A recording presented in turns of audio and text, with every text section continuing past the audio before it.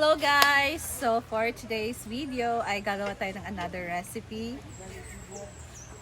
Dessert recipe na napakadali lang guys. So ang ating gagamitin ay milk, sugar, itlog, and vanilla. So yan lang guys. Napaka-easy lang nito. This is caramel dessert. Kung gusto nyo ng dessert na madali lang gawin pero masarap, this is it guys. So now, meron na tayo dito naka-ready na kawali. And meron na ako ditong naka-measure na 2 cups ng milk. Pwedeng fresh milk, evaporated milk, or anything na milk. So ayan, iinitin muna natin tong gatas guys. Lagay na natin ang 2 cups ng milk. Ayaw.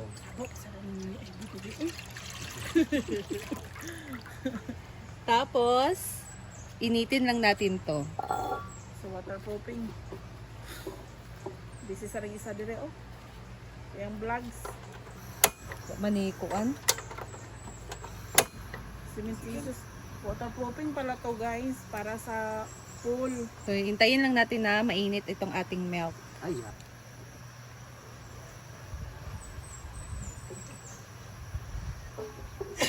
So, ganito na siya guys. Mainit na. So, hanguin na muna natin to. Ayaw. Next, i-transfer na muna natin tong ating milk. Ayan. And then, gagawa na tayo ng ating caramelized sugar. And ngayon guys, gawa na tayo ng caramelized sugar. Nakita mo diha? So, maglagay tayo ng 1/2 cup ng white sugar sa ating kawali.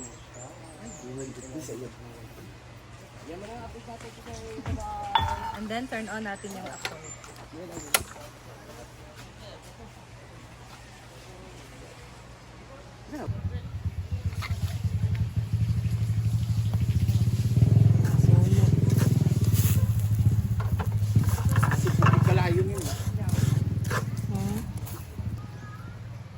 So, ayan na guys.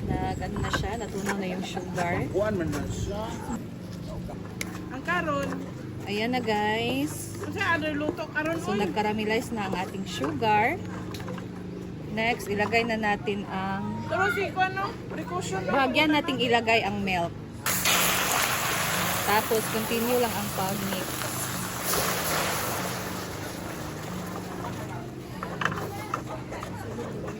Hello, ingani na siya.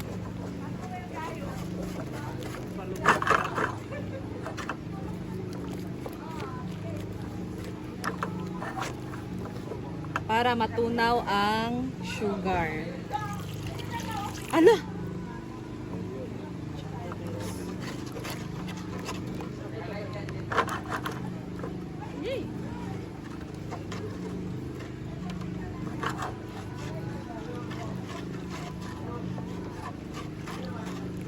Ako na ibalin ang position sa washing. Okay na.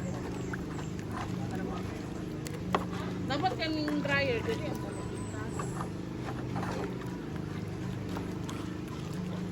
Pag ko, diretso din sa dryer.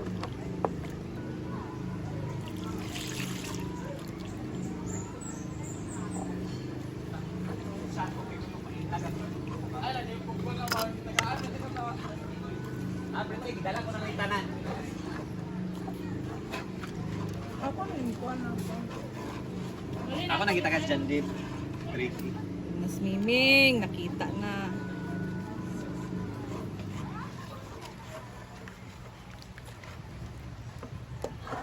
Sildo nung totoo. Bren! Ayan guys, so natunaw na. Okay na to. Hahanguin na natin to. Salain lang natin guys para to make sure na walang sugar na namumuo.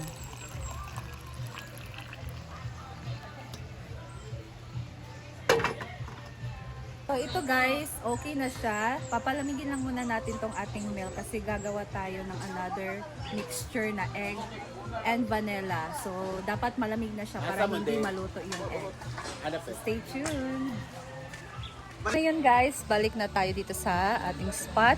And malamig na yung milk and caramel na ginawa ko kanina. So this time, mag-mix na tayo ng itlog together with the caramel and milk mixture. So let's go.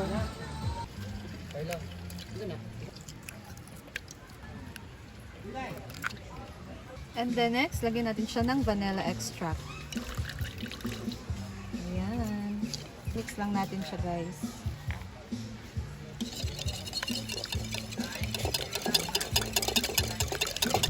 And then, ilagay natin yung ating caramel and milk mixture.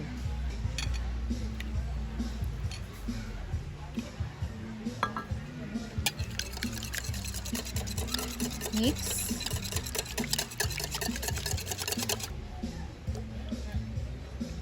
So, ibuhos na natin lahat.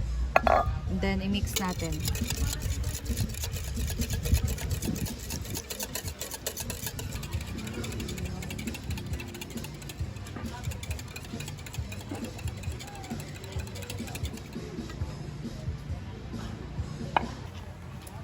So, i-transfer na natin siya, guys. Salain lang natin para smooth.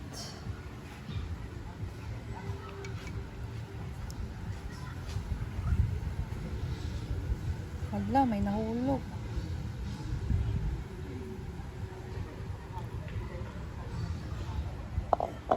So, ito na siya, guys. Kumukulo na yung tubig.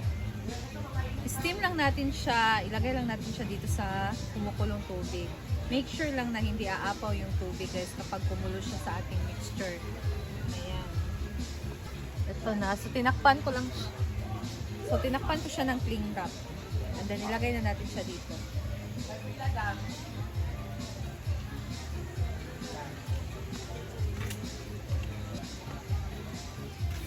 So, takpan natin siya. Steam natin siya, guys, for 30.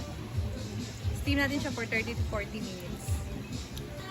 So, after 40 minutes, guys, open na natin. Ayan. So, okay na to. Ito na siya, guys. Papalamigin lang muna natin to. Ayan. Alo, basa pa siya. So, okay na to. Papalamigin natin siya. And then, bago natin siya lagay sa chiller. Hindi pwede kasi mainit lagay natin sa ref kaagad, diba? So, ayan. Kada buntag ka, amin. Kada buntag. So, ayan guys, mag-toppings tayo ng mani.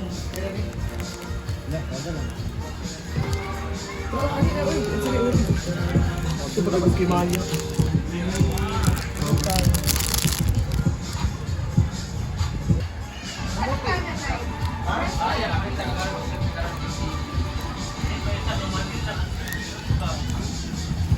Ayaw ko yung nga naka-BFF.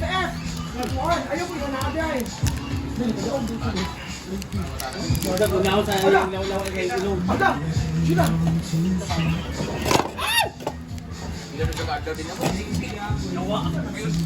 Ano na? Ano na? Natin to ang caramel con coconut. Coconut milk. Caramel dessert. Para siya mango float na peanut butter. Ay, peanut float. Ah, peanut float. Oh, dia. Munong peanut float.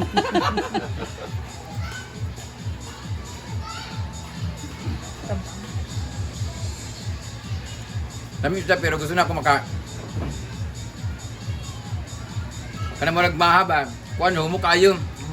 Gusto na ako ay sabagay, mura mag gelatin. Gelatin siya Really. or igit siya. Gatas na siya, then caramel. Ah, ang inanap po yung ano, parang arena para para puto ang dating. Kapag itong iagid itong mahaba, nga, mahan ito ako ang. Wala siya pero kanang maglamay siya butang sa halo-halo. Pang toppings lang. Marami kayo. Mag-gelatin siya, oh. Oh. Melt in your mouth. Tapos yung anak ba? One. Nyakang ka din nyak! Kamu na. Still, ay, tilay. Marami kayo. Akala ko talaga litchip Coffee peanut. Coffee coconut. Then, mahilig ako sa matatamis eh. So, I tried this. Lamig man. Gani. Bakit yung litchip plan? Chip plan siya, Bing. Lamig man. Di ba no, kuan? Nan or... Ayun. Arthur, magkuhan ano yung Tikman mo daw, hindi naman ba? Makpas. Ikaw nga ni? Yeah. Allergic ka sa peanut? Caramel na siya og milk. Dayon Pa. egg.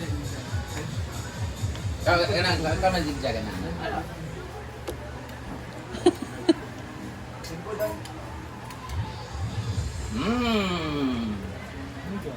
Kami na. Sarap ba? Aw. Ay, may nga na, Jim. Gawa sa pagkawagan. Kami na. Ginahan siya.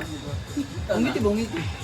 Lami sa brog mahang nga kuan. Ngiti. Nga caramel flavor. Yelo. Apil-apil.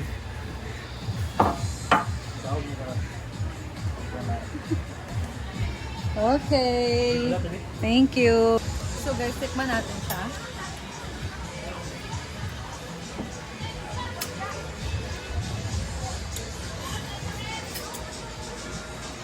It melts in your mouth, guys. Yung texture niya.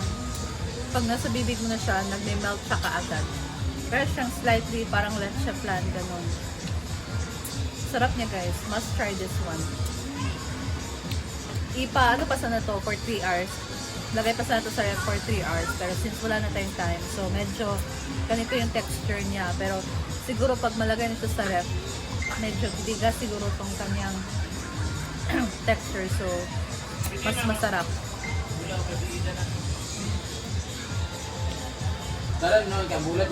Sarap guys, must try this one.